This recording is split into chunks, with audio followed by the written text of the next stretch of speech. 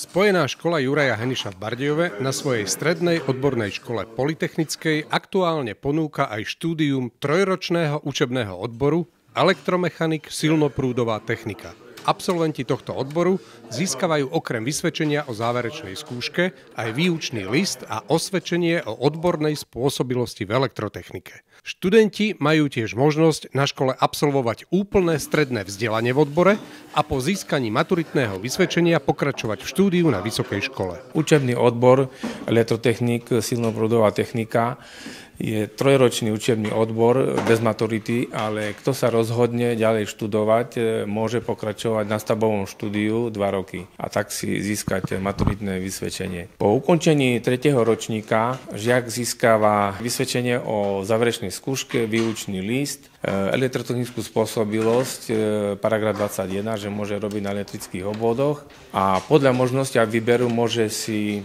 potom zvoliť nejaký zváracký kurz, ktorý máme v ponuke, je vo výraznej zľave len za prevádzkové náklady. Chlapci sa tu učia silnoprúd, čo sú napájanie elektromotorov, či už hviezda, trojuholník, reverzné prepínače, svetelné obvody, zasúvkové obvody. Dokonca máme teraz aj zakúpené nové veci, ktoré sú solárne panely, takže ostrovný systém. Základom praktických činností v prvom ročníku je ručné a strojové obrábanie kovov, zapájanie jednoduchých elektrotechnických obvodov, svetelných, zásuvkových. V 2. a 3. ročníku majú možnosť aj pracovať na firmách. Uplatnenie praxi je veľmi dobré a široké. V elektrotechnických firmách, závodoch ako je automobilový priemysel, výroba výrobných a spracovateľských hál, závodov, zapájanie strojov a prístrojov, montážnych liniek, obslužných pracovísk. Veľmi sú žiadaní elektrotechnici silnoprúdová technika aj